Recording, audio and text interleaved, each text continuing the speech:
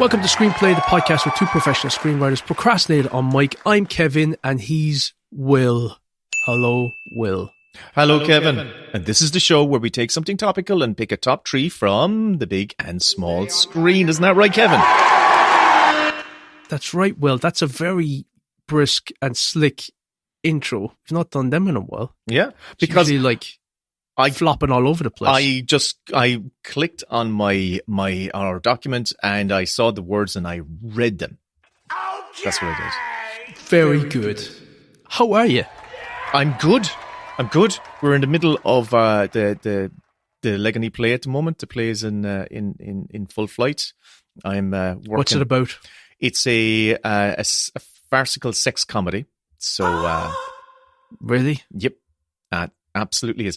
It reminds me, the whole experience has reminded me of Noises Off. Like, truly, the film Noises Off, if you haven't seen it. Is it an original play or is it an adaptation of something? No, it's an actual play. It was written in the 1990s.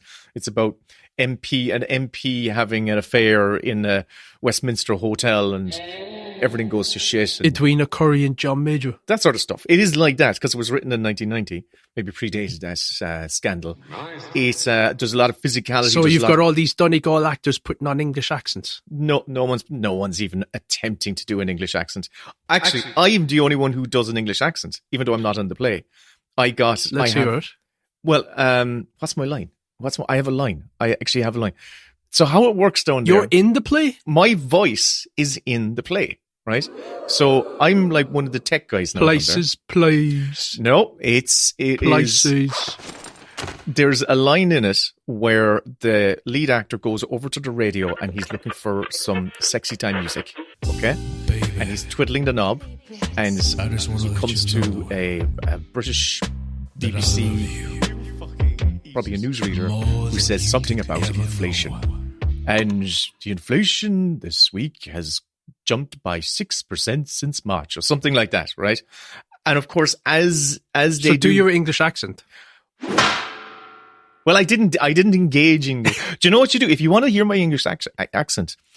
Get yourself to Legany in Donegal and buy yourself a ticket. Come down and you can hear me do my English accent. It's so funny in Legany. It was like when they were doing rehearsals. How would you do that? What's the BBC voice though? The BBC voice has changed. It used more to be like, and I. Hello and welcome to the BBC World Service. That's where I kind of went to. Today we'll be discussing inflation, which is up 6% in March. Yeah, it was basically that.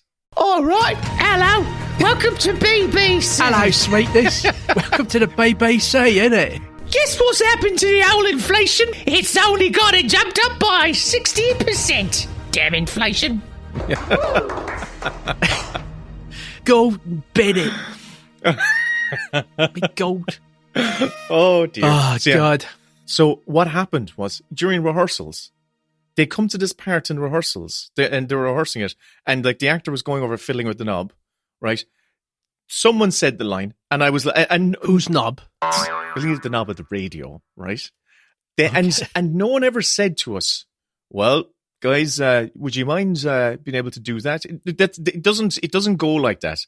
They just assume that it happens. So I just took it upon myself to go, well, someone's got to do this. So I sat at my desk where I am right now, recorded it and slapped it all together using the techniques that I have learned from. Oh, so you can edit? No, I can't. Sorry. No, I got... Oh, you can edit? Can't. So you know how to use GarageBand and edit? I got someone... Oh, that's great. Very, very So you can technical. do the next episode. I got someone very, very technical to come in and do it all. Press record, slap some pieces together, put some crunchy noise on it so we got nice crunchy I'm surprised you didn't ask me to do it. That's sweet. Listen, don't...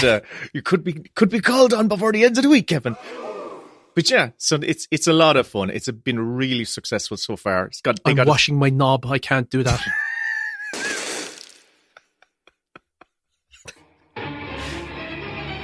Anyway, that's the first time I've ever heard that as an excuse. We got a review, Will. We did. Read out the review. Oh my God, we did. Oh, and do it with your English accent. Which one? The really good one? I won't. I'll read it properly. Do it sexy. Do it slowly. We got a review from Dwayne Dibley, and the review goes as such. I'm not trying not to do the accent now. That's the problem. Do it. Love it. Okay. 5 stars. I was a big fan of The Best Bits. The best bits. But had somehow missed that this new podcast existed. Very glad to have stumbled across it. So good to have Kev and Will back. Listening to them feels like sitting in the pub, chatting to your mates about films. Highly recommended. And it's a 5-star. Dwayne, thank you so much. I really appreciate it. It really helps us. Anytime we get a review, we feel justified to get back on mic. So as soon as they stop coming, the podcast will stop. So this is like we're using it blackmail. We're using a Trump tactic. We don't need your reviews. Where are your reviews? We got the best reviews. I don't want them. We don't need them. but we got them. We need them. If you feel like sending us a review, I suppose we'll take them. But it'll be really bad if you don't send us good reviews. We'll come for you. Oh, God. So the topic for this episode, we were batting around a few, but we thought we'd pull one out from the old Best Bits drawer. Because this was one of our topics in the wheel that we used to have. And Best twist ever. Based on the trailer to Dune 3 and the film On the Horizon, we thought we would talk about our favourite part 3s. So not just trilogies, but like the conclusions. Although, having said that, the top 3s that I was looking at, they're coming from franchises where there have been like 6, 7 films. This is the thing. There's different ways of looking at it. There's a kind of like closing out of the trilogies, or there's like the third film in an ongoing series. And both, I had thoughts on both. I was surprised when this dropped. Obviously, Warner Brothers were trying to capitalize on the fact that Timothée Chalamet might have won an Oscar. Do you think he should have won an Oscar for that film? Do I think he should have won? I definitely think he should. Listen, anyone who was nominated, they all deserve to be nominated. Everyone should win an Oscar. Everyone should win an Oscar. You should have an Oscar. I should have an Oscar. I think that was an excellent performance by him. I do. I also think Michael B. Jordan gave an excellent performance in Sinners. I don't know. I think he deserved it. I think he deserved an Oscar, but I think Michael B. Jordan. Do you know what I think? I think it should have been a tie. That's how I feel. So they give out 3 Oscars, 2 for Michael B. Jordan and 1 for Timothy. Yes. Did Michael B. Jordan get 2 Oscars? He should have. I hope they did. No, Will, because it was make-believe. It was the same person. It wasn't 2 different actors. What? I'm shocked. So what did you think of the trailer to Dune Part 3?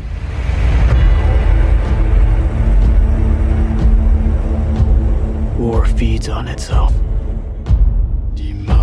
I was underwhelmed. Okay. I would say honest with you. This is a teaser trailer. That's what it is. It's a teaser trailer, but it's 2.5 minutes long. Okay. So it was a lot of table setting. Like, there wasn't anything in it that looked surprising to me. Yeah. I don't know the book. I don't know Dune Messiah. I don't know what is going on in that. But when I think back to the first 2 films, and obviously, it's a teaser trailer, so they're not going to tell you too much. But you had, like, different landscapes, different planets. But this was all very dusty. A lot of people, like, moving into position to fight. And it didn't rouse me.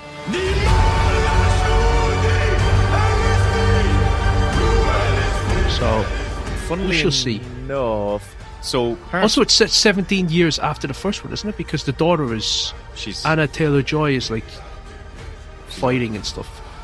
So the first 2 films were an adaptation of the first book, and I read that years ago. Actually, really, really enjoyed it, and I read this book.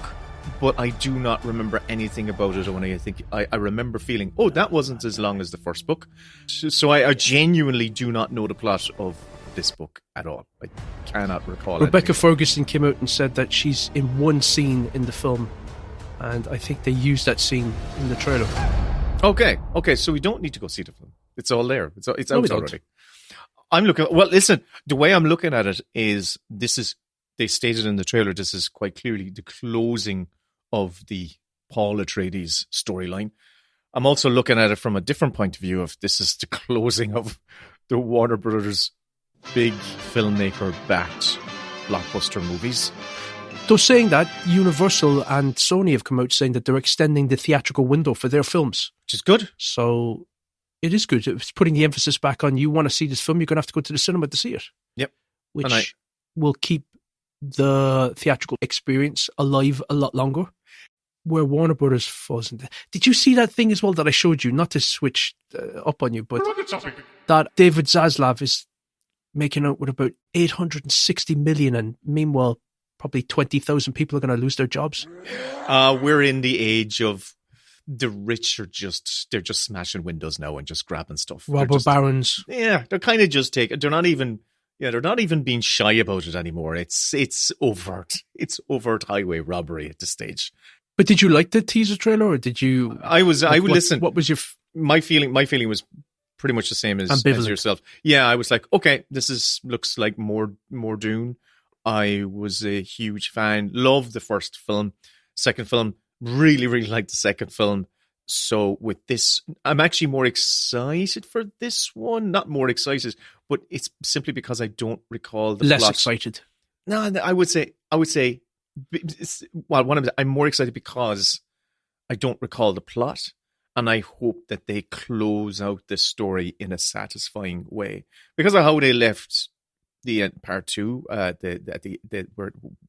Paul Atreides as a character was, but at the end of part two, my memory of the end of it was there was a schism happened between him and Zendaya. So to open this teaser with them like canoodling in a tent talking about their kid is a tonal jump from where they left it. Could be a flashback to a time before the end of part probably two. Could be.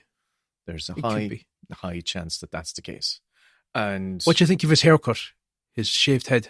I'm going to shave my head after this call is off. Just putting it to you that way. And do you know what? Okay. Do you know what did catch my eye? It makes him look younger. What caught my eye was Robert Pattinson. Because I was like, oh, he's in this. Oh my God, look at him. He looks good. He's with his bleach. That's a Harkonnen. I assume he's playing a Harkonnen. I was looking at it thinking, where's Christopher Walken? Did he die in the last film? No, I believe he was there. It was Elvis died in the last film. Yeah, Batista. No, Dave Batista. Not him. The other one. The other Elvis. Elvis before he Kurt turned Russell. Before he turned into Batista. Kurt Russell, who was Elvis in 2 movies. He was Elvis in John Carpenter's and he was Elvis in Forrest Gump. Was he? He was the voice of Elvis in Forrest Gump. Wow. Oh, right. I only just learned that his birthday is on St. Patrick's Day. You gotta be fucking kidding. Really? Yeah, Kurt Russell. Happy yesterday birthday, Kurt Russell. And Dave Minogue, who's out there. I just learned that Dave Minogue's birthday was yesterday. How did you know it was Dave Minogue's birthday? It appeared somewhere. It appeared someone said happy birthday to Dave someplace. Funnily enough, he sent me a birthday wish, which was like, happy birthday. And I was like, it's not my birthday. He was like, I thought we had the same birthday. I was like, no.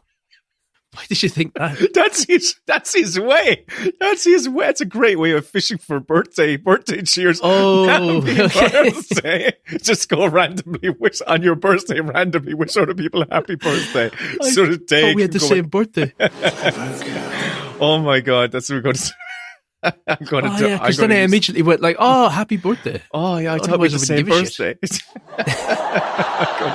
I'm going to do that from now on. And funny enough, yeah. Well, I share a birthday with Chloe, my daughter, which is good crack. I didn't ask. So so on top of that, Spider-Man Brand New Day, the third one of that film, Not the trailer has just come out. That's number 4. You fucking idiot. Of the Tom Holland ones. That's number 4. There was Spider-Man, whatever, something home. Oh, I'm Homecoming. sorry, I didn't realize you were such a Far From Spider-Man Home. fan. No way home. This is Tom Holland Spider-Man number 4. Well, why didn't you correct it in the document? Because I You just let me wanted to show you up on do it air. on mic. I wanted You to pull did, your yeah. pants down in front of everyone. That's what I wanted to do. That would only just impress people, so I don't know what you were hoping to get into. A Quiet Place Part 3 was announced with Cillian Murphy and and Emily Blunt. I'm kind of surprised that Cillian Murphy's debasing himself doing that franchise. I have to see the second one. I haven't seen that yet. Wasn't there another one as well? There was like a... Oh, there was... You saw it. It's the one with... kind of a spin-off. The Day One. Mark Zuckerberg. Oh, was he in that? Triple H? Yeah, the guy that looks like Mark Zuckerberg. He was in Stranger Things and he was the Fantastic Four's Johnny Storm. I can never remember that guy's name, but he's spitting image of Mark Zuckerberg. He's playing one of the Beatles. Oh yeah, okay. Which Beatle is he playing? Is he playing... I don't know. Is he playing George Harrison? A dung beetle? No, I don't know. Pete Best. Yeah, so there's like lots of threes happening. There have been so many of them. When I was doing my list, the very first part 3 of a franchise or a series of films was Revenge of Tarzan in 1920. Then you had The Son of Frankenstein in 1939.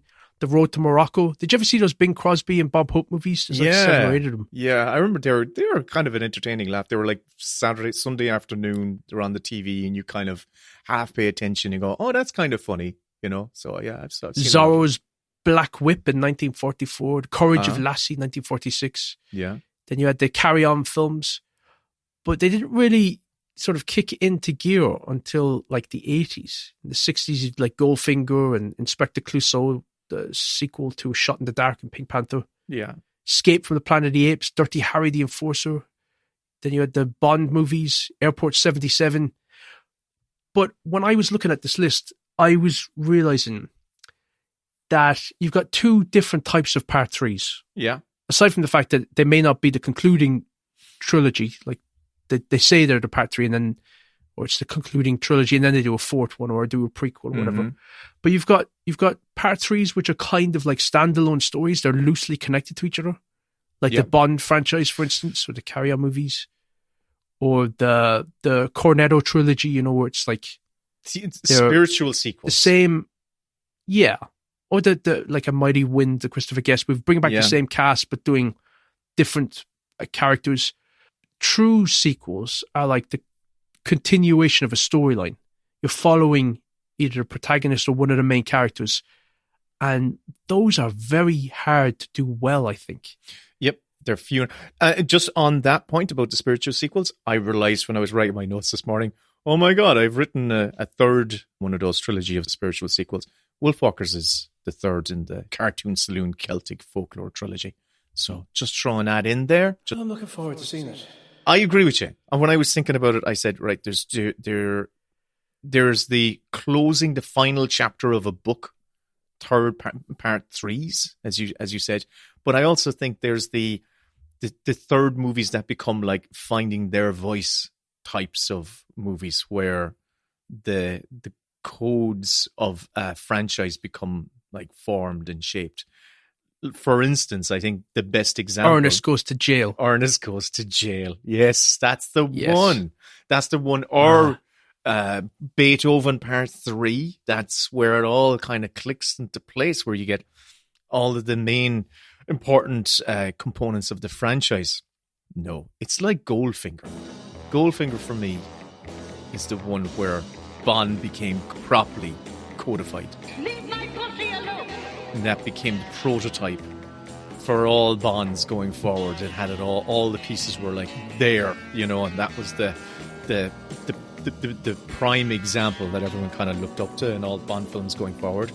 And also things like films like Mission Impossible 3, where it felt like it's finally figuring out, this is the standard or the code that we're going to follow going forward. This action franchise built around emotional stakes and villains, but there's no longer zigzagging between Brian De Palma with the first one and John Woo the second one. This is the one where it kind of went, right, we're going in a specific direction here. Have you met an SP?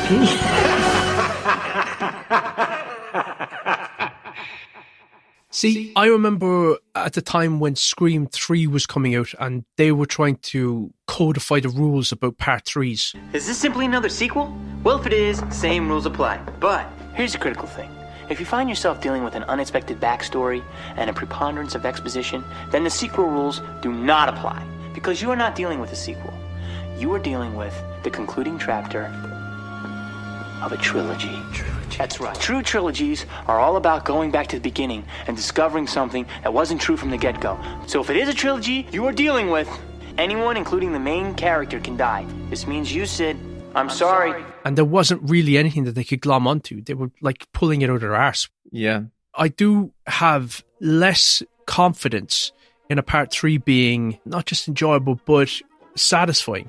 You can have really good sequels. It's almost like 50-50 whether a sequel is going to be, especially if it's Cameron is coming along, where a sequel can match the first one or even surpass it. There's almost like a boost that you can get from the first film where you've established a lot of things and now you can just go straight into it and the second one can be fucking kick-ass, like T2 or like Superman 2 or whatever, where it's like you've done all the origin stories, you've done all the sort of the setup, you know what the rules are.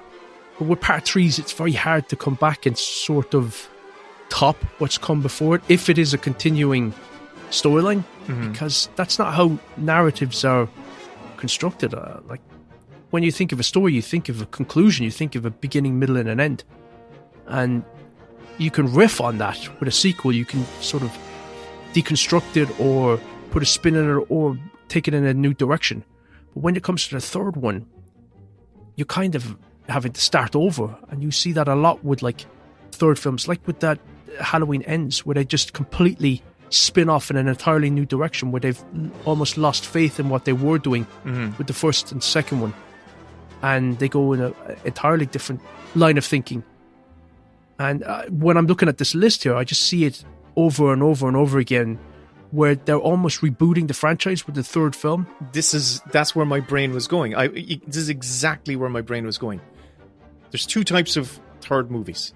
There's the ending, the one that's ending things, and then there's the one that's kind of rebooting things or it becoming itself. So it's kind of like, no, this is it. This is what we're going to do, or we're going to push it in this direction. That's what we're going to do now. So I think the latter is it's what's more common. You also see a big change up in like the creative forces behind trilogies, like Batman Forever. You're losing Tim Burton, you're bringing in Val Kilmer, and X-Men Last Stand, you're losing Bryan Singer, you're bringing in Brett Ratner. Superman 3? Well, you can Superman argue... 3. You can argue that it's you started to lose it. But 1 and 2 was very much primarily driven by Richard Donner, but it clearly had shifted hands and it became... 3 was very much Richard Lester's baby. Lethal Weapon 3, you're sort of like expanding the pool of characters and it just becomes more sitcom-y. But then, like, you've got Clear and Present Danger and well, you're rebooting. Like, would you even call it like the third in a franchise?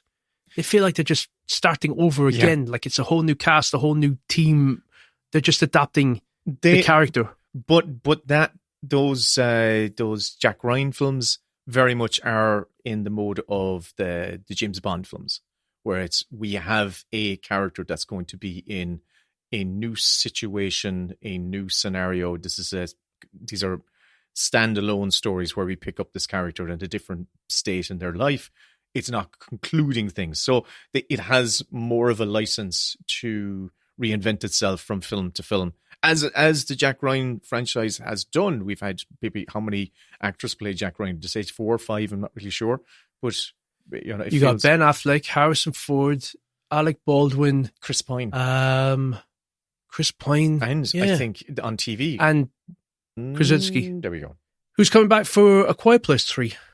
So, what are your least enjoyable part 3s? Okay.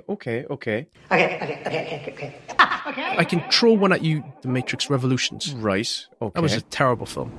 I've only ever seen it the once. I saw it in the cinema, and I remember just watching it. Just went, okay, no, I don't think I'm going to watch this one again. Yeah, I'd like to go back and revisit them. Now 20 years later, I have revisited The Matrix just to see how they stand up.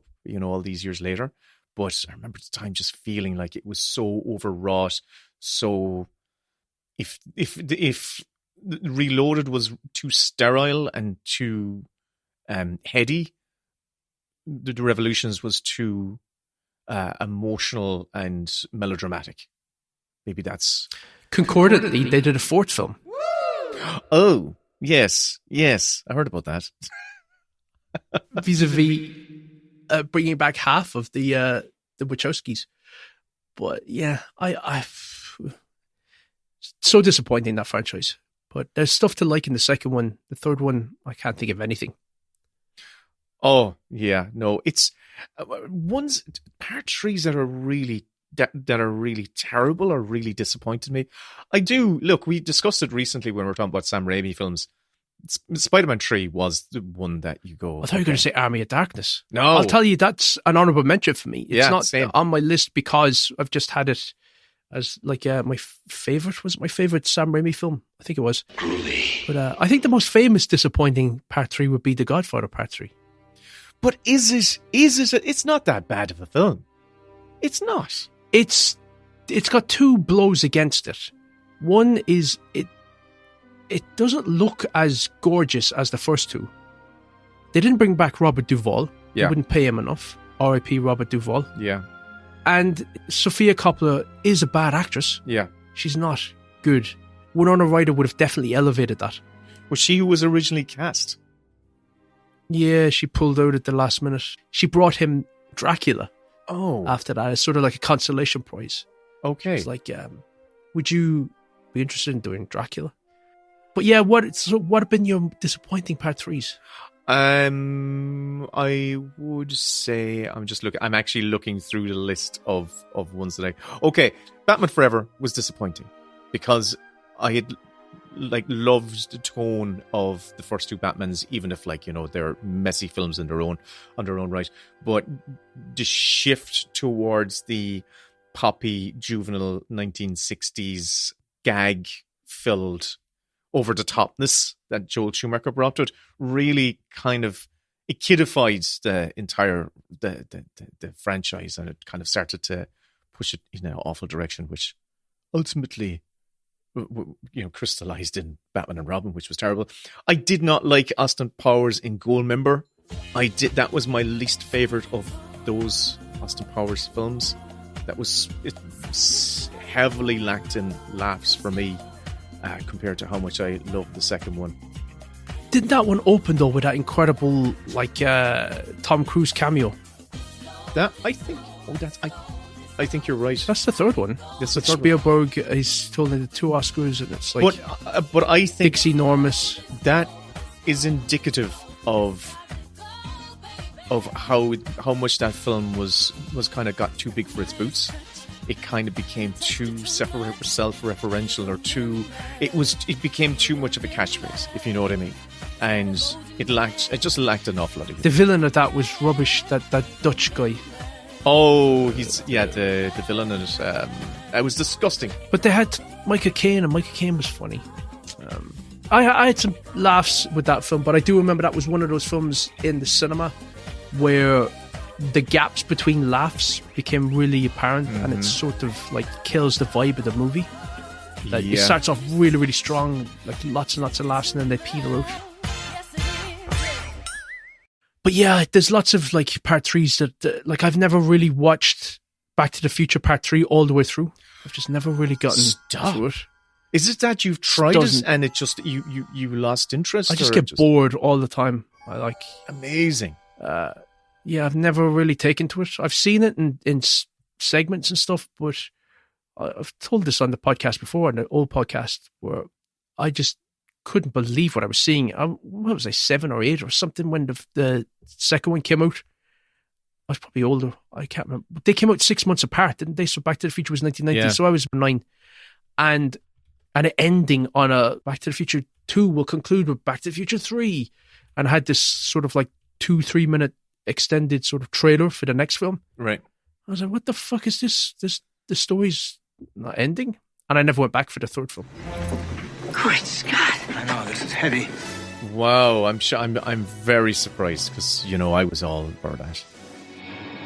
The Pirates of the Caribbean films, I really enjoyed that first one, but then the second one, I did not like the second one, and then the third one, it was just too much excess, too much CGI, made no sense whatsoever. I wasn't a fan of that. Same with the Hangover movies. Yeah, I didn't even see the third one. I didn't like the second one. Yeah. So I never saw the third one. There was a ton of them made in the 2000s. Jurassic Park 3 Harry Potter and the Prisoner of Azkaban, Blade Trinity, Mission Impossible 3, Saw 3, Final Destination 3, Tokyo Drift, The Last Stand, Spider-Man 3, At World's End, Rush Hour 3, The Bourne Ultimatum, Ocean's 13, Shrek the Third, Transporter 3, Ice Age Dawn of the Dinosaurs. I don't think I've seen half of those. You didn't mention Terminator 3, which was one of those films that it's almost like a poison chalice coming after the excellence that was T2. You don't have Cameron. I hated the way that film looked. Production design to me can sink a film as much as anything else. Yeah. And I just remember how cool and austere and sort of believable the lab stuff was in T2. That very crisp steel and chrome like office where they had the arm and where the guy blows himself up and stuff. And then you get to the third film and the military base is like, it looks like something from Sequest DSV. Like the yeah. So you mean you could just fantastic? tell it was absolutely amazing. Just very soundstagey and sort of like overly designed and look too science fiction-y for, like, my whole thing with that franchise is that the premise is so high-tech and science fiction coded that everything else should be really, really grounded and sort of based in reality. That as soon as you start adding in overly designed bases and bunkers and stuff, it loses its grit and it starts to feel cartoony. And another thing that becomes evident, in that franchise is Terminator is so reliant, like Avatar at this stage, is so reliant on the key creative of James Cameron. You take James Cameron out of the mix, you lose the magic sauce, and you see. Yeah, but he came back for that last one, and that one was dreadful as well. He came back for the last Terminator film. He produced it and he co-wrote it or something. Well, he didn't make it. See, there's a big difference. But he goes out there and he fucking shills for it. It's like, this is the film that I would have made if I could have made a Terminator 3. This is the real one. All the others are fucking bags of shit. He was busy doing his avatars. He just wanted an extra bit of money, to float in through his letterbox. That's all he wanted. He's a politician. You can't believe him. Yeah, it's the same as Spielberg does the same thing. Spielberg, I remember. Linda Hamilton has never been better. Arnold Schwarzenegger, this is the role that will win him an Oscar. I believe it in my bones. All go see it. And then 6 months later, it's like, the film was shit. Yeah. And I knew it from day one. Yeah, that's it. And once you took out the magic sauce that was James Cameron from the Terminator franchise, it becomes really apparent that he's the visionary that gives it its that oversees all the little details, like even the little detail for me of the Terminator's outfit, what Arnold Schwarzenegger's wearing in T3, that leather jacket and the sunglasses, they felt. What, the Elton John sunglasses? Yeah, it felt, but even that gag, even the talk gag to of the hand. Yeah. Oh, it's like, oh my God. Could you see Cameron saying, oh, that's a good idea. Let's do that. I don't think so. Or he would have picked a different jacket, or, he would have, again, you felt like someone who just didn't have the clout or power. He's only done one part 3 so far in his career. Fire and Ash. And, Fire and Ash. And you hated that. I didn't hate it. You did. Check the tapes. I liked it. I liked it more than part 2. I don't know about that. I did not like Fire and Ash, which was terrible. You are no fan of Cameron's efforts to do part 3s. Blade Trinity. That's one that was really disappointing. Never saw it. Really disappointing. After enjoying Blade 2 so much, thinking that this is they've got that, it's all going to come together now for Blade Trinity. But I had heard, from reading articles online at the time that it was troublesome production, but I still held out hope that it's still going to be really good. Then I saw it and it was terrible. Not a good film. The Bond films tend to have good part 3s for their actors, because Connery had Goldfinger. Yes. Roger Moore had The Spy Who Loved Me, A woman. which many would say is his best. Brosnan. Daniel Craig. Yes, you did a convenient skip of Brosnan having... Because I'm listing out rule of 3s. The world is now Skyfall. The World Is Not Enough. I fell asleep in the cinema watching that. Oh well, Yeah. I can relate to that. But I generally agree with you because I was going to make the same point. It feels like Should have made it sooner. franchise and the actor kind of find their rhythm in their third film if they're given the chance of having a third film.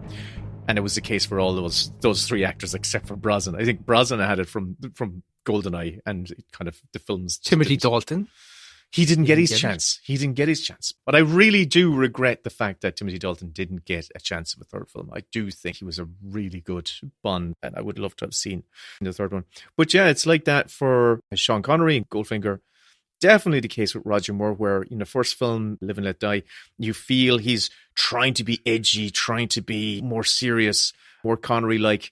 Then The Man with the Golden Gun wasn't quite so good. It just didn't feel like it worked. And the Roger Moore Bond persona was just born in the third film. Just the charm and the quippiness, and it felt for Daniel Craig on the third outing, it felt like he'd come into his own in the character. He was fully born. He had become Bond by that stage. Well, give me some honourable mentions then. Sort of part threes that you like that really like aren't in your top three. Okay, because I've got a few here. That I've got a few.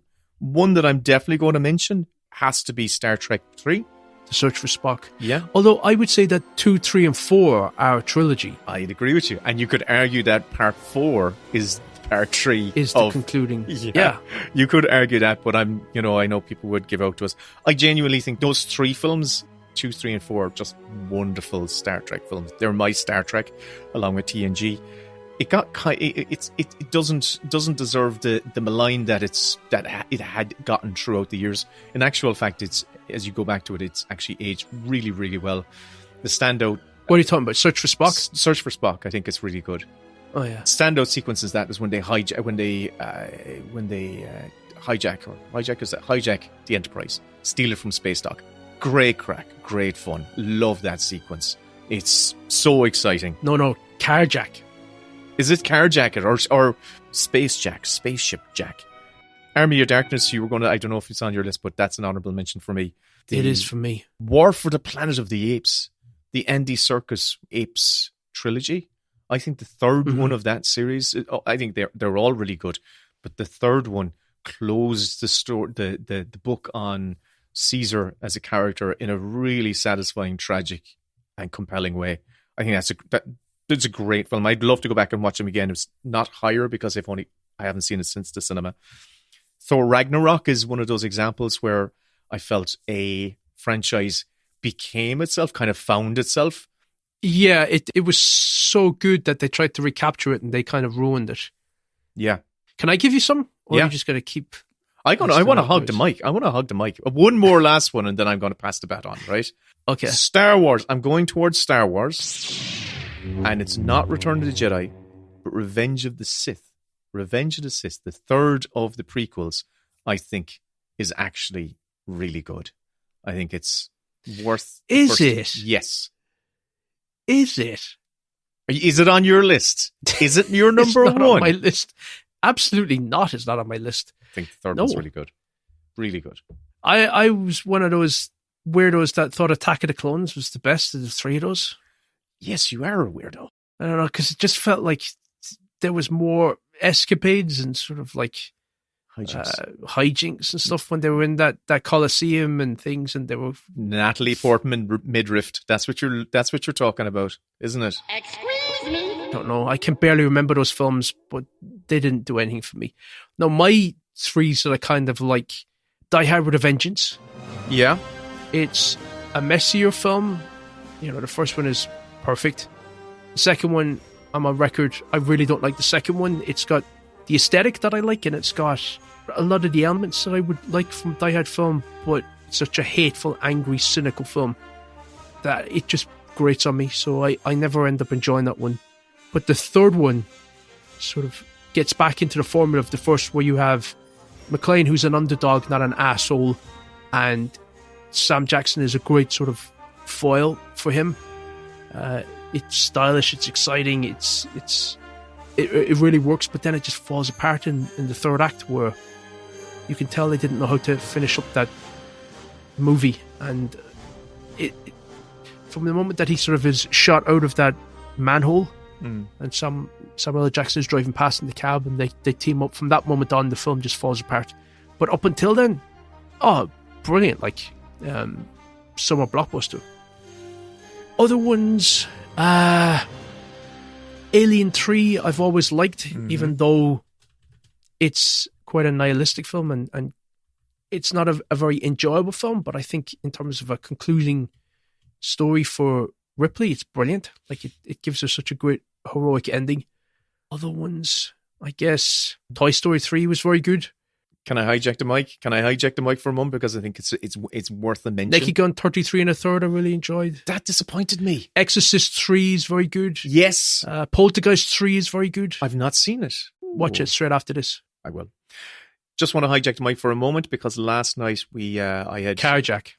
I'm going to carjack the mic. I'm going to mic jack the mic. Last night I found myself in a room alone with Luke, and we had the TV to ourselves. Oh my God. For the first time. I've never been in a room alone, Luke, in my life. It was really awkward and uncomfortable. I was like, "Who are you?" And he was like, "I'm your son." And I was Did he keep bullying you? It reminded me of that Hardy Book sketch. You know, not the one where he's outside. He said it's one of those Hardy Book characters, which is an Irish sketch comedy series, and it's a young lad who's a bit of a drinker. He says, "I was out last night, and I got kicked out of a nightclub, and I ran into a fella, and we boxed. We were ready. We started boxing the head off each other, like, you know. And then I stopped, and I said, wait. And I looked at him, and he looked at me, and he said to me, he says, Am I your father?" But he wasn't, so I bucked the heads off. You know, it's one of those Hardy Book sketches that are very You had funny. to be there. You had to be there. It was very funny. So that's what happened last night? Yeah. So myself and Luke, I was like, "Luke, we're alone in the house. Oh my God, this is an opportunity." For the longest time, I have been saying there are films. I'll box the head off you. There's nobody around. Take your shirt off. And Nobody's going to believe you. up.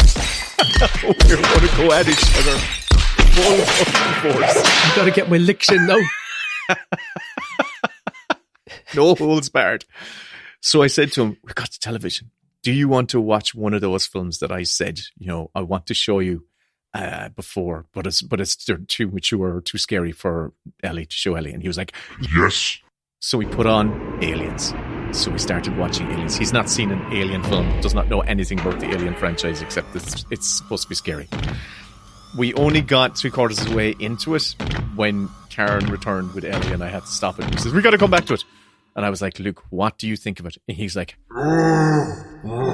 God, it was such a relief. It was such a relief to share something that's so near and dear to my heart with my firstborn, and for him to like it, which was good. Just wanted to give that little detour for a moment, just to report back to headquarters that my film education is continuing. That was the second film, though. We're talking about part 3. I know, but you mentioned Alien, and I just went, "Oh, this happened last night. I want to get it off my chest." Nightmare on Elm Street, Dream Warriors. Yes. Very good sequel. And that's about it, really. All the other films are yeah. Well, there's one that is like, I don't know whether to put it on in my top 3 or not, but I'm going to take my cues from you. So go ahead, Will. We'll do our top 3. Yeah, we wanted to get into it earlier, but we're almost there. We're almost there. This is it's difficult. When we talked for me about this podcast being us procrastinating on mic, this is exactly what we mean. This is like we should be trying to make some money here. Instead, we're killing time. Problem is I have 4 that I want to mention, and I don't know which one I'm going to bump off of my top 3, and that's what's killing me a little bit here. Take your time. Okay. Do you want to go? Do you want to go first? Because I'm kind of torn, and I might shuffle. I might do a little. All right. Well, I will go with my alternative number 3. Okay. This is the one that I'm just deciding right now to bump off the list. Mainly because I spoke about. So this is your number 4. Is this your top? Are you doing what I wanted to do, which is like give your top 4? This is my number 3, part 2. Oh, for fuck's sake! That's exactly what I want to do. Go on. Number 4. It's Halloween 3: Season of the Witch. Oh, First, there was Halloween. Then the terror continued with Halloween 2. Now, Halloween 3. The night no one comes home. Halloween 3. Season of the Witch. Happy Halloween. It's a film that's not very good, but it has incredible style. It's, as many people know, it's the non-Michael Myers one. A standalone anthology entry where Carpenter and Deborah Hill hoped that it would kick off them having original Halloween stories each film and not going back to the babysitter murderer guy. If this was the second film and not the second sequel, I think they could have gotten away with it, but the landscape had changed, so it felt like a bait and switch, and people were coming back to see more Michael Myers mayhem, and they didn't get that, so it flopped and it was critically panned. I can't say that the film is very, very good. It is a daft film. Like, if you're trying to track this on paper, it doesn't really make much sense. And even Nigel Neal, the writer, took his name off it. Oh. Didn't he do that film that you liked, The Woman in Black or whatever? Oh, yeah. Yeah, he was the original writer of Halloween 3 Season of the Witch, and he took his name off this, which is a mistake, because you would have gotten all those lovely residuals. Yeah, it's just one that has a spell cast over me. Okay. And I like it.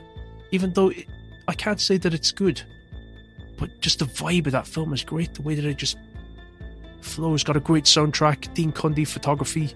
It's just it's a proper Halloween type story. A spooky story. Where a Irish witch is trying to kill all the children in America, let the fields run red with the blood of the children by blowing their heads up with a TV commercial while they're wearing these Halloween masks that have been assembled by androids. Like, it is absolutely fucking crazy, but I like it. I like the vibe of it. So I'll say as an alternate 3, that's my number 3. Good. That's good. It's given me the license to do my alternate 3 now, which is good. No, we can't do that. Just go straight into your top 3. You have set a precedent that I am now going to follow. So my alternate number 3, which I wonder, let me know if it is in your top, further up your list, is a film that I did consider actually bumping it up higher, and it's now just bumped it down lower as you've been talking. And it's down there because I talk about it so much. I talk about it once a year at least, and it's National Lampoon's Christmas Vacation. That's on my list. Oh my God! Okay. Give me your actual number 3. Number 3. My number 3 is The Good, the Bad, and the Ugly. Okay, right. The good. The bad. The ugly.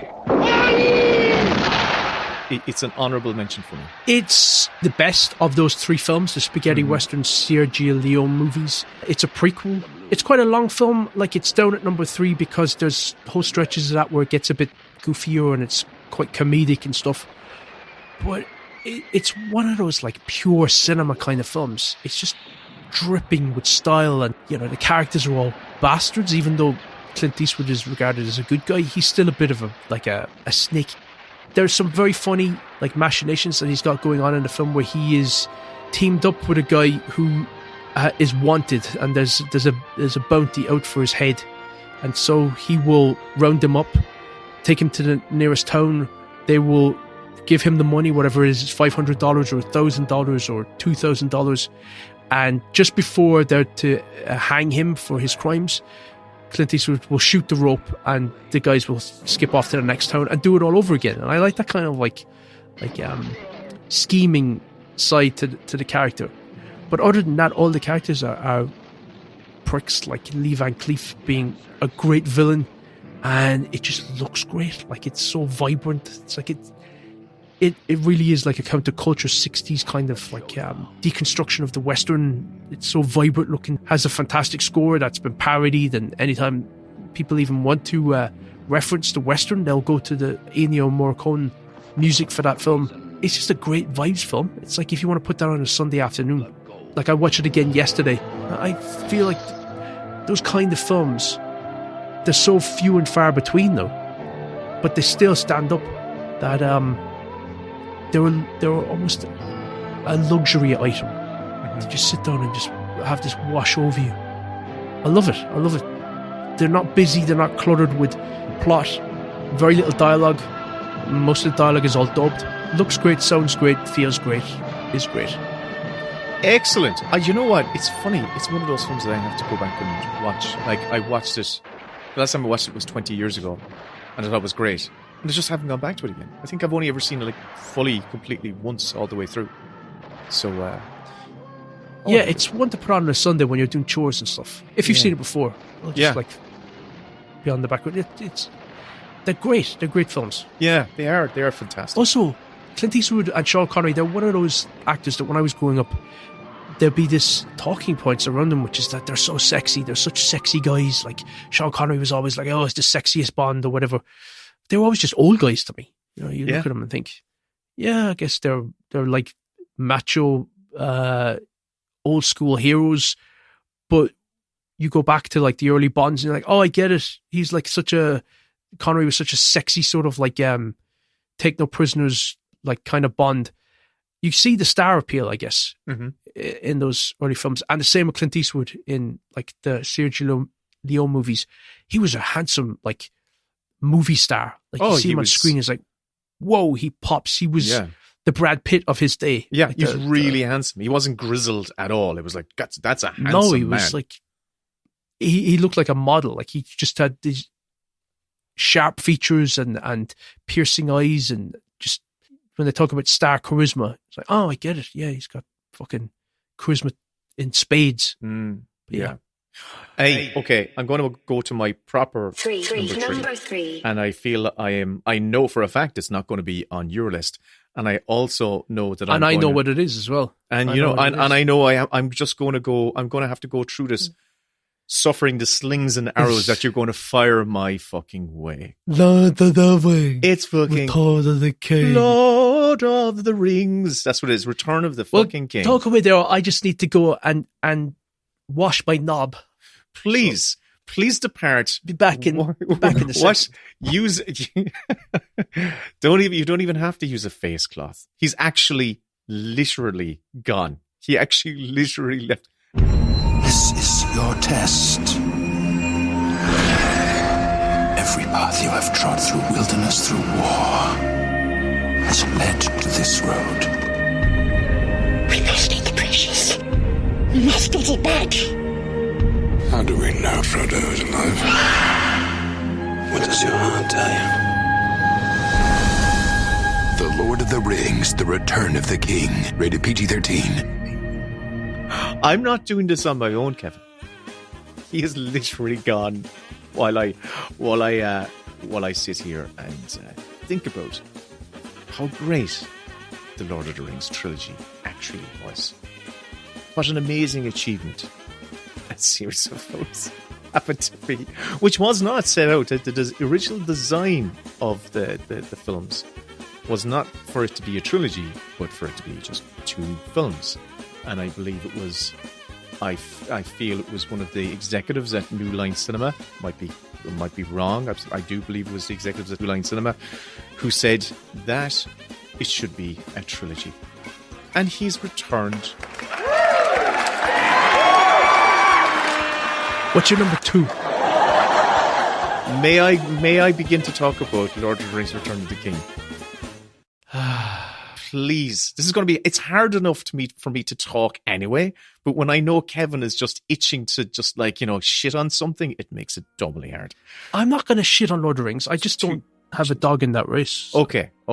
Well, let me champion it for a minute. Okay. So I was talking about 2 types of films, of third movies, the types of third movies that close the chapter and the ones where a franchise becomes itself. And this quite clearly is one of the gold standards of a closing of a chapter of the final chapter of a book. I genuinely think it's a fantastic achievement, this entire series. It's my least favorite of those 3 films. My favorite is Fellowship of the Ring. It's beautiful because it creates this incredibly rich and detailed and believable world of Middle-earth. The second one, The Two Towers, has one of the greatest siege action scenes ever committed to film, and I don't think anything like that will ever be made ever again. And this one is my least favorite because it feels like it's just concluding things and concluding things and concluding things, but doing so in a satisfying way where we feel that our characters kind of complete their arcs, particularly, you know, and there's a lovely spine to that third film. If you watch the director's cut, it opens with an alternate opening, right? Yeah. Which wasn't in the theatrical cut. And the opening of Is that the one where Christopher Lee is killed? He's killed. That was an insert, but it opens with Gollum's kind of origin story, a scene where Gollum finds the ring, and it's a tale of two hobbits, much like Frodo and Sam. They're out fishing in their very, very tranquil setting on the water, and they see something glistening at the bottom of the river. The Gollum's or Smeagol's friend picks it up, and he discovers this is the ring, and they carry it to the bank. And quite quickly, the power of the ring does its thing on Smeagol, and murder happens. And it goes really brutal, really quickly. And it's what it's doing is it's showing us the poisoning power of the ring, and it's showing us how tragic poor Smeagol's journey has been. That he's gone from this character who was like our Frodo or like our Sam Gamgee, and he's become this horrific cretin out there who will do anything for his precious. And that's it should have been in the theatrical cut, in my opinion, because it ultimately shows it's the conclusion of these two friends who are literally walking into the fires of Mordor to complete this journey. And Sam, what's beautiful about the story is Sam never gives up on Frodo, even though I know it's been mocked and jeered at. I love the commitment of Sam to Frodo. I love the drama in this particular story of the wedge that the ring and Gollum is driving in their relationship and friendship, and Sam's complete committal to his friends and undying loyalty to his friend. I love Aragorn's arc of him going across the entire films as this being this outcast, shadowy figure, mystery kind of like smouldering. You're talking about guys with charisma, like Viggo Mortensen as Aragorn and Lord of the Rings. He's one of the most incredibly charismatic characters in cinema. And I love his arc for him, you know, to fulfill his role as leader and rightful king of Middle Earth, essentially. And then poor Gollum's tragic arc. Gollum. Absolutely, it's great stuff. And I love the action scenes. I think it's really exhilarating. I do think that to me, it doesn't finish the story. I feel like it's kind of honoring the journey. That's what I like about this, the third film, because the three films came out at Christmas time, 1 year after the next, and for those 3 years, they felt special. They felt like something to look forward to. And Return of the King did not disappoint. It felt like a complete.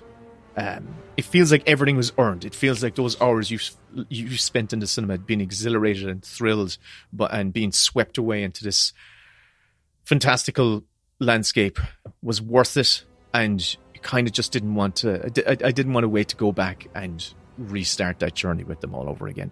So Return of the King for me has to be in my top 3. How many times have you seen it? I don't know. I've seen it. I said probably 10 times. We watched them again over the Christmas time. 10 times. I'm guessing. I don't know, but I've definitely seen them like a lot. I saw it in the cinema. I'd say I saw it in the cinema. The director's cut. I saw it in the cinema 3 times. I would say. And I think the director's cut I've watched the director's cut. I must have seen the director's cut at least maybe 5 times. I have to have, because I just watched it this last Christmas. So yeah. It's mad, isn't it? It's mad. I had little to no interest to go see the Return of the King when it was coming out. It was an obligation. You just had to partake in this sort of like mass cult psychosis and sort of join in with everybody else. Not psychosis. Oh my god. So I went along, and I've mentioned it before that I was in the Bowfinger seats for Return of the King. Not bad seats. I was down, I would say, front row or second row, in the right corner. Not bad seats at all. And I was looking up at the screen like that, Yeah. at an angle. Yeah. That's not the film's fault. That's not the film's fault, but it's sort of just... Show up on time. You know, get there earlier next time. That's what went wrong with you. You got the wrong seat. That was you queuing outside from midnight. Gotta go to see me Frodo. I want to know what happens with Samwise and Pippin and Merry. Yeah, I knew how it was going to end. Never done anything for me. I knew how it was going to end. I knew it. Do you like LARPing? Do you like doing that stuff? I live in Donegal. My life is real life LARPing. I'm LARPing all the time, LARPing after sheep, and I'm running into the forest right out there and just whacking at trees or whacking on trees. People think I'm mad. I'm completely on my own in this. Everybody else I know adores these films. Yeah. Adores them. And considers them to be so integral to who they are as filmmakers and cinema fans. And they've always just been there for me. They're like the Harry Potter films. It's mad. I just don't get anything out of them. I've never revisited them, and I couldn't imagine anything more tedious. And I would never, for someone who's not a fan, and also for people that do like those films, fuck you.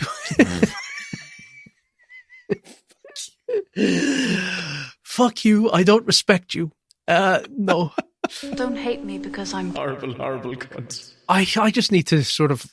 This will be one of these things where I will, at some stage, sit down and watch those films and go why didn't I love these at the time, and why have I never gone back to them? When I watch them now, I find them so earnest and so sort of sentimental. And I read Project Hail Mary there the other day that I finished the book. Hold on. Now you're going to, now if you start shitting on a Project Hail Mary, I haven't seen the film yet, but I just want to. I didn't like Project Hail Mary, the book, for one major reason. I just found it incredibly cloying how nice everybody was all the time. It was so chipper, so upbeat. Everything was just like a charm offensive, and that kind of grates on me. And I found the same thing with the Lord of the Rings, where it's just everybody's so earnest, so nice, so good, so decent all the time. But what I find with Lord of the Rings is that, unlike Superman, it's just like a complete dickhead.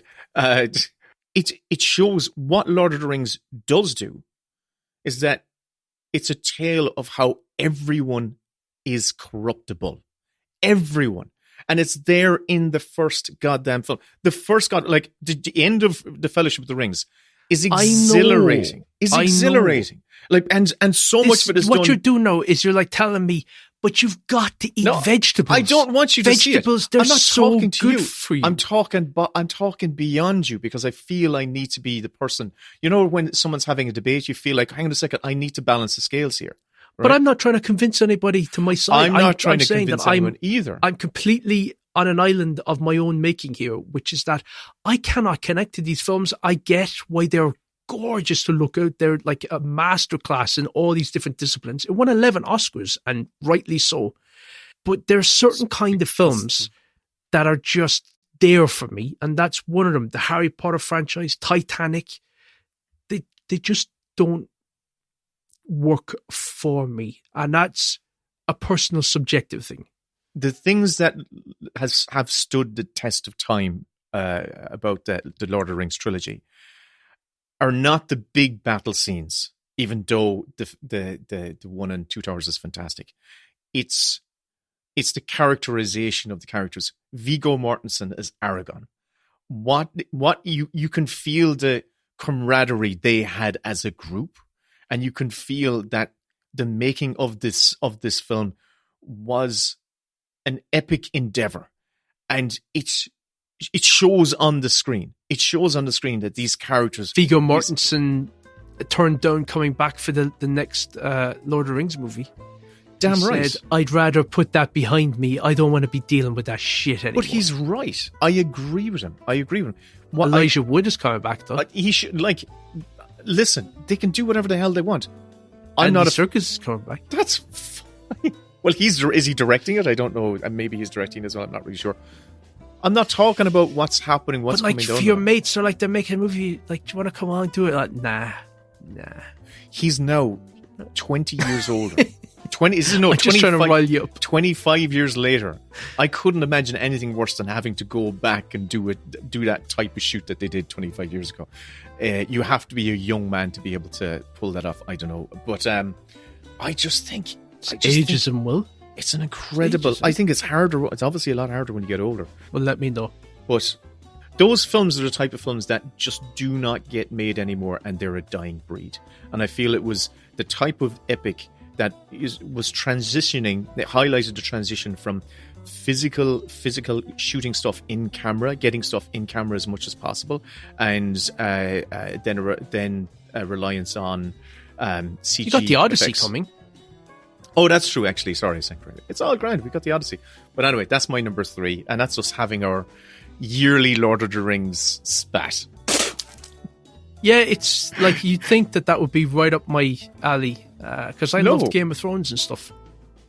No? Why no? Why do you think I don't like it? Because you don't like, I don't know what you don't like. I just know you don't like it. I just know you're like, oh, they're too nice. I don't like them. Mr. I love Superman. I just don't get it. Yeah, but Superman is... he's a pedophile. Has wit.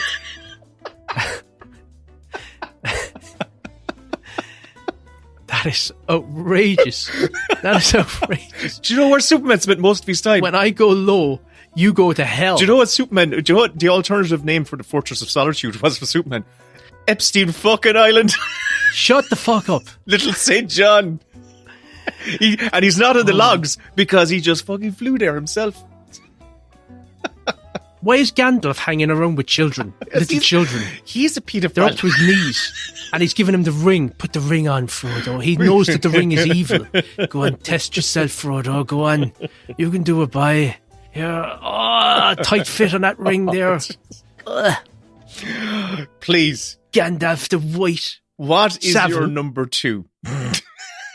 Jimmy Savile.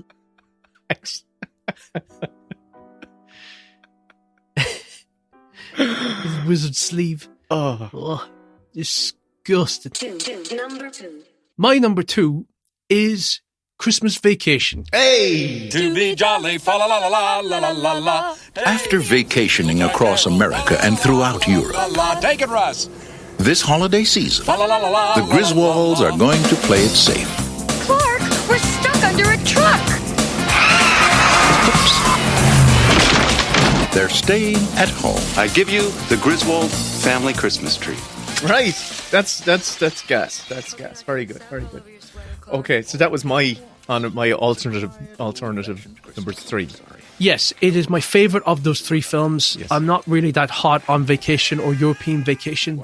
I know that Christmas Vacation came out and it was kind of shat on at the time. Like, people didn't think it was anything to write home about.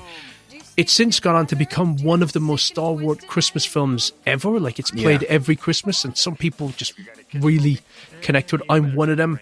There are a few films I can watch with my dad that will have us tears in our eyes laughing, and Christmas Vacation is one of them. So, like, I think it's just such it's a messy film. It's a lumpy film, like, in terms of its narrative. There's not much plot to it. It's just the guy wants to have a great Christmas. It's great. And have all his family come round. Yeah. And stuff goes fucking haywire. But it's just a really fun Christmas comedy, a bawdy Christmas comedy. Like, he is a lecherous, like, middle-aged guy who has nostalgia for the great Christmases he had as a kid. And actually, those home movies that he sees, they were Chevy Chase's real home movies. Oh, I didn't know that. Yeah, from when his mother used to wake him up by slapping him. Oh, God, I actually haven't watched that documentary yet. Yeah, he's a difficult character, but I think that's a cracking third film in a series of films. I agree with you. Look, there was a moment where I was like I was genuinely thinking, do I put this at number 1? Because I watch it. You asked me. You asked me, but I've shuffled things around. Now I'm curious what your number 1 will be. Because you asked me, like, you know, how many times have I seen Return of the King? I said 10. With this, I probably have seen this film 50 times. Is this 50? There hasn't even been 50 Christmases, Will. Oh, there has for you. Gotcha, bitch. But I would have watched this film. I would have watched at this home film like in out of July season. watching when I was a kid, when I taped it off the TV or whatever, however I got it, I had it on tape. I would have watched this film out of season. I would have watched this film like a load of times, like at night. I was like, yeah, just to get myself in the mood. I was like, I hate the sun. I just want Christmas. I miss Christmas. It was a feel-good film for me. It was a film that made me feel when I had dark nights of just feeling, I get it. Existential crisis.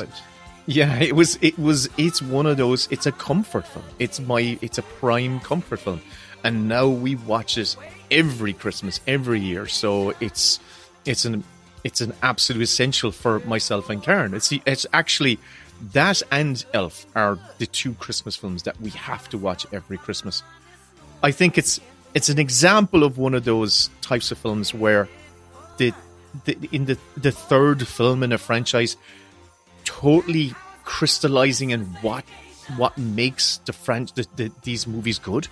And in the case of these vacation films, it's not about going on the vacation. It's about Clark Griswold. Trying to create memories, good memories. Yeah, the pressure, the expectation of trying to have a perfect holiday. And someone who is a little bit on the spectrum and is driving himself. In it as well. Like, it's a great performance from Chevy Chase. Yeah. He's both the protagonist and antagonist of this film. It's fantastic. He's his own worst enemy. That's what I would actually argue. There's a slight mean streak to the film as well, which I think puts some people off, but I feel like it's the perfect antidote for a Christmas film. Like when they're electrocuting the cat and they're, he's the shit with the neighbours. Over the neighbours, yeah. Julia Louis-Dreyfus and stuff. No, I think it's a cracking film. So it's my number 2, and it's your number 3. It's my number. It's my alt number 3. Yeah, I love it. I think it's. Your alt number 3. So what was your number 3? Lord of the Rings was your number 3. Yeah, it was. Yeah. So what's your number 2? My number 2 is Toy Story 3. Oh, it's not on my list. Number 2. No, just keep playing. Just pretend I'm not here. Does the red light mean it's going? But it's a very, very good film. Yeah. So you would put that over Toy Story 1 and 2? It's a hard. No, I don't think I do. But I'm talking about, these are my favourite third films. Part 3s. Okay, so you're not what I'm saying. As in their franchises, you're judging them against everything else. Yeah, that's it. I'm not. Okay. That's exactly the case. Like Case of Return of the King was my least favourite of those 3 films, but it doesn't mean that they're not very good. 3 was the one in the daycare, wasn't it, with Lotso the bear? Yeah. This is again and Barbie and Ken. For me, this is the one that carries so much more emotional weight, because when I saw Toy Story 1, I related to the kid having his toys and the toys coming to life, because I was only 8 when Toy Story 1 came out. I'm that young. But to see 1995? It was 95, yeah, I wasn't that young. But to now be on the third film where that kid has grown up and he's putting his toys just quietly gone into the attic and are living their life in an attic and have to be put away, but Andy's still holding, doesn't feel like he's ready to let go of this one thing, which is a commentary on nostalgia. To be fair to the filmmakers, they did something very, very bold with this in telling a story that it's dealing with the ending of things, the closing of the door, the putting the passing things on, passing the baton, and it's really bittersweet. It's really bittersweet, especially when you look at it through the lens of a parent. It's absolutely heartbreaking, because I'm now at a place in my parental life where I see Luke. Luke has gone beyond toys, but I can see. If I see Ellie, let's say Chloe is watching the boxing. No, he's just into boxing. He's just into boxing and wood raves. That's it. But when I can in an instant, it just feels like yesterday he was playing with his dinosaurs and he was playing with his farms and his tractors and whatnot, and to see them go in the box, it goes by so fast. It goes by so fucking fast. As a parent, it's heartbreaking. Because what it's indicating is that you're going to lose them too at some stage. They're going to not need you anymore in the way that Andy needed the toys. Have you when seen he was little. the cost of living and the economy? You're never losing them. They're not going anywhere. They're not going anywhere. They don't. Where do you think they're going to go? They don't need you for hugs. They don't need you for, all these sort of things that they need. But that film taps into that feeling of things passing on and losing the things you love, and your relationship changing to the things that you love so much. And I know I'm not, I know my kids aren't just going to disown me or anything like that, or I hope they won't. But they will for a period, but they'll be back again.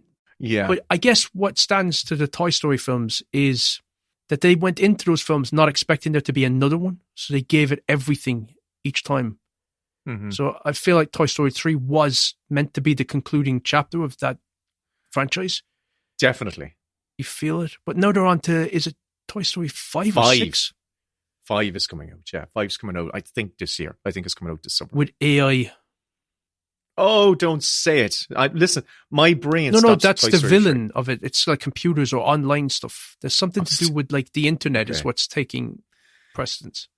But what was beautiful about those first 3 films was it was about our relationships to the things that give us comfort, and about, like, it is essentially about children and guardians. And Toy Story 3 is the one that goes the deepest of all of those films, even though I thought the 2 preceding films were fantastic, phenomenal films. This is the one that just cuts the deepest and rings true, and I actually feel like I don't want to watch it. It's the one I of all these films that I've mentioned, it's the one that I know is fantastic, but I would find it hard to go back and watch it because I know it's going to cut really deep. I think it's the last one I've seen. I didn't see the one with Keanu Reeves at the carnival.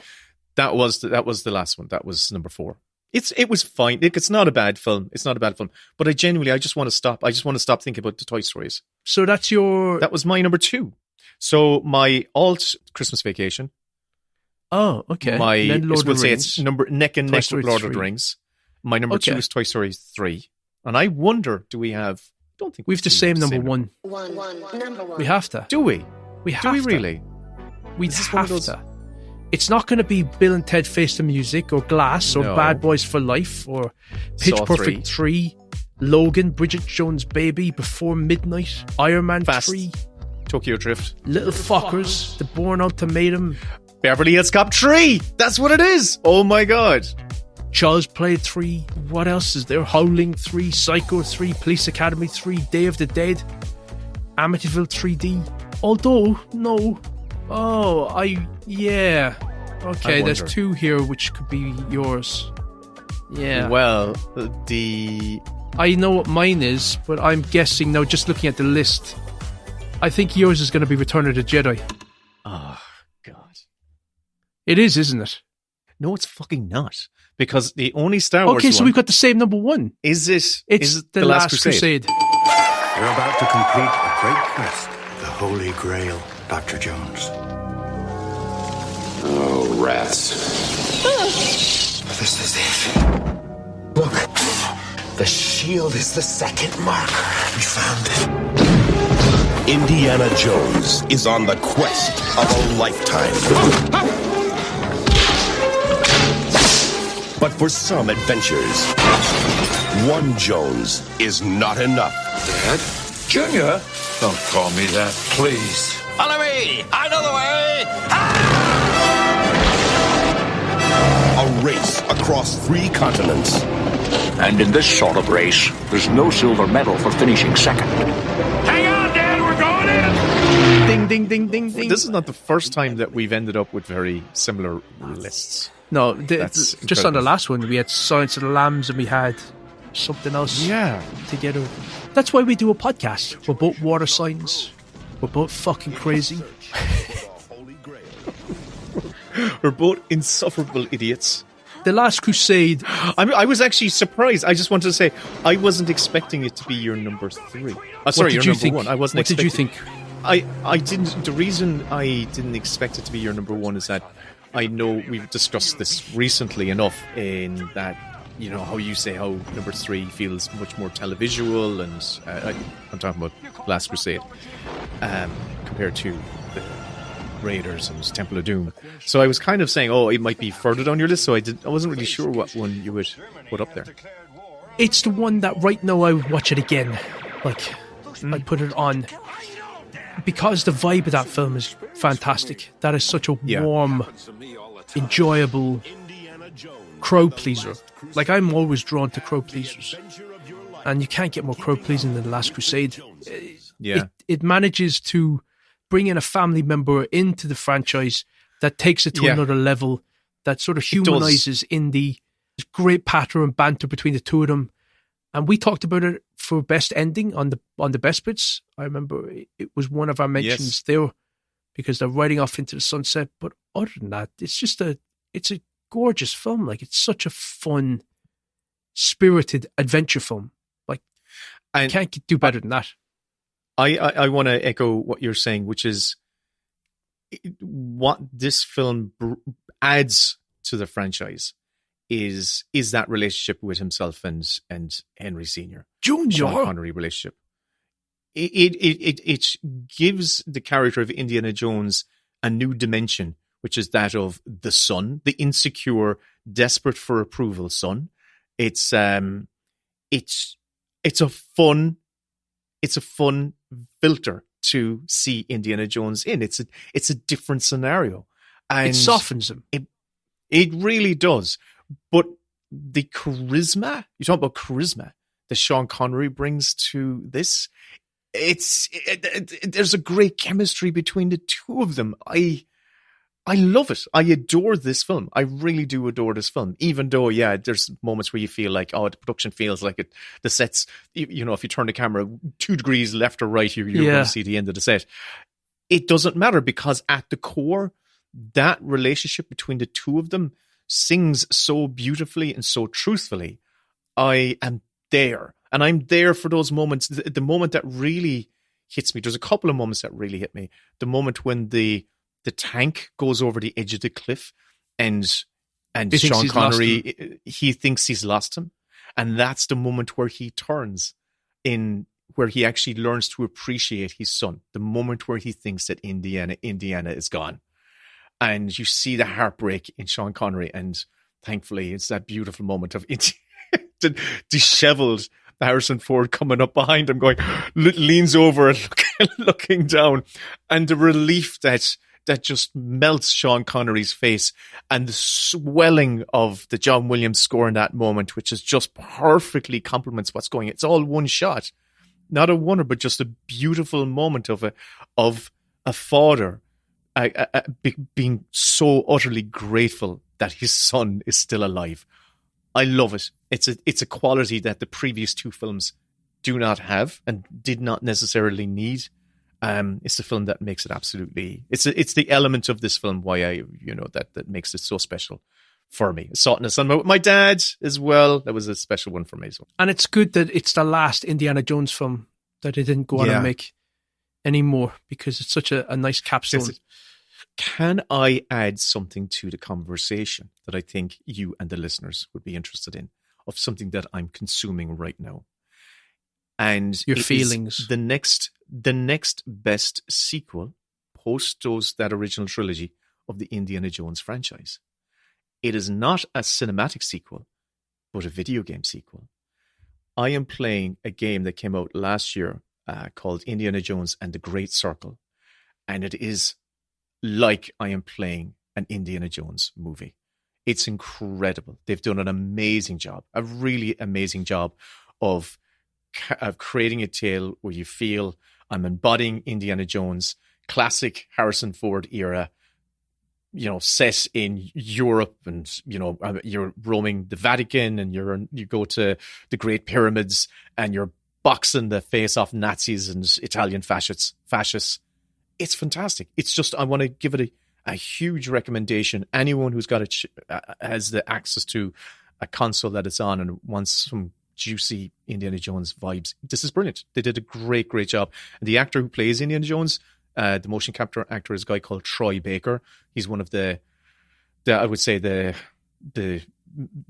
big stars of video game performances. He's created some of the best characters or performed as some of the best characters in video games over the last 20 years. He does an amazing job at capturing the vibe of Harrison Ford in those original movies. So just want to throw that one in. Great game. Really fun. And I'm enjoying the shit out of it. Yeah. Okay. Sounds good. I'll probably watch a YouTube playthrough of that to see what you're on about. Yeah. And actually we talked about in our recent episode about our favorite YouTube channels. And the one I recommend is a video game documentary series, a channel called No Clip, which is made by an Irish guy called Danny O'Dwyer. He did a proper documentary on the making of Indiana Jones and the Great Circle, which is very interesting to watch. I can mention, though, that you've given me the opportunity to push a channel called Leighton Eversole, who does these absolutely fantastic retrospective video essays on films. And he just popped up again on my feed there the other day. And if I'd been reminded of him earlier, I would have mentioned him on that YouTube channel. But I love his stuff. Hold on. It's in the Discord. If you click the link in the Discord, you'll see it. That's our episode, I reckon. Yeah, that was a fun... Do you know what? This was, again, inspired by something topical. It was a quick one to turn around, but it was a fun chat. So, listen, we want to, first of all, thank our patrons, because without them, making this podcast would not be possible. So thank you so much for your support. I do more than the patrons. And if you want to become a patron, because it's worth becoming a patron, you get access to our Discord and our bonus shows, which there's over 100 of them. We do a bonus show at least every month, which is as long as this one, but we talk about the stuff we're watching and whatnot. You get all that. You get also the chance to join our Discord, where we hang out with our friends. And because I think it's worth saying twice. Okay.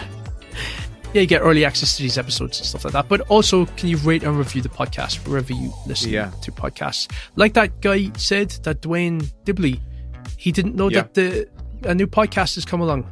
It's become very, very difficult to promote the podcast without social media. So you're kind of dependent on people stumbling across it. And how do you stumble across podcasts? You can't really, unless they get pushed into somebody's feed. And the way that usually happens is that if you like the show, you send a signal out into the ether that you like it by recommending it or rating it, and then people that are in a similar ecosystem to you will get pushed the show. It's like, you might also like this because of you. So that's the only way that we can sort of get people aware that we're out there. If you do give us a review, we will read them out on the episode. There's a guarantee you're going to get your shout out. If they're good. No, even if... No, I don't want to encourage people... Don't do that, because they will do it. Don't. They will do it. No, please. We'll only read the really nice ones. It's like the first review for my first movie. I can still recall it verbatim almost. I said sorry. I've said sorry so many times. Like, you've got to let that go. I've been actually tattooed on my arse. That's how much it's a part of me now. Come here, that was a great chat, Kevin. It was. Okay, take care. Talk to you soon. Good luck. Bye-bye. And I was like, Luke, what do you think of it?